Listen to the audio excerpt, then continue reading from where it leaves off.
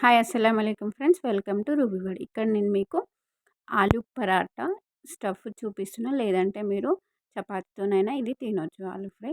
So ఇక్కడ నేను ఆలు అయితే బాయిల్ చేసుకొని స్మాష్ చేసుకొని పెట్టుకున్నా, అలాగే కొంచెం కొత్తిమీర కట్ చేసుకొని పెట్టుకున్నా. మీ దగ్గర కర్రీ లీఫ్ ఉంటే అది కూడా తీసుకోండి. ఇక్కడ గ్రీన్ చిల్లీ కట్ చేసుకొని పెట్టుకున్నా, ఆనియన్స్ అన్నది కట్ చేసుకొని పెట్టుకున్నా. ఇప్పుడు నేను ఆయిల్ బాయిల్ చేస్తున్నాను. ఆయిల్ బాయిల్ అయినాక దాంట్లో జీలకర్ర వేసాను. జీలకర్ర గోల్డెన్ కలర్ వచ్చిన తర్వాత ఇప్పుడు నేను సన్నగా కట్ చేసుకొని పెట్టుకున్న ఆనియన్, అలాగే గ్రీన్ చిల్లీ కట్ చేసుకొని పెట్టినవి యాడ్ చేస్తున్నాను. ఇది కొంచెం బ్రౌన్ కలర్ వచ్చే వరకు మనం ఫ్రై చేసుకోవాలి.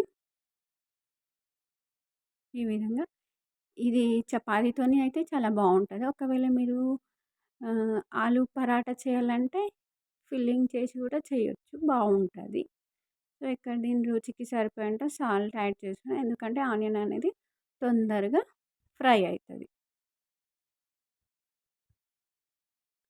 మీ దగ్గర టైం ఎక్కువ ఉంటే ఫిల్లింగ్ చేసి ఆలు పరాటా చేయొచ్చు. ఒకవేళ టైం లేదంటే చపాతీ చేసి డైరెక్ట్ తినవచ్చు.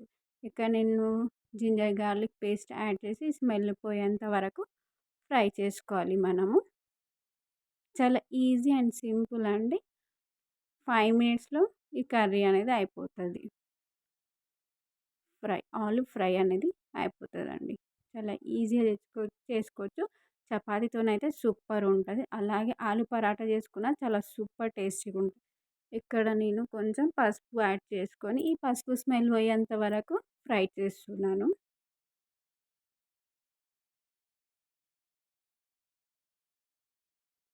ఇప్పుడు నేను దీంట్లో పసుపు స్మెల్ అంతా పోయింది. ఇప్పుడు నేను దీంట్లో కట్ చేసుకొని పెట్టుకున్న కొత్తిమీర యాడ్ చేస్తున్నా. మీ దగ్గర కరివేపాకు ఉంటే యాడ్ చేయండి. ఆ టైంలో నా దగ్గర లేకుండే సో నేను స్కిప్ చేసినాను.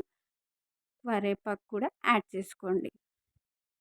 సో అన్నిటిని ఈ విధంగా మిక్స్ చేసుకున్నా. ఇప్పుడు నేను బాయిల్ చేసుకొని పెట్టుకున్న ఆలుని స్మాష్ చేసుకొని పెట్టుకున్న ఆలుని యాడ్ చేసి దీన్ని ఒక 2 to 3 మినిట్స్ ఫ్రై చేసుకోవాలి. అంతే అండి, కర్రీ అయితే రెడీ అయిపోయింది. So easy.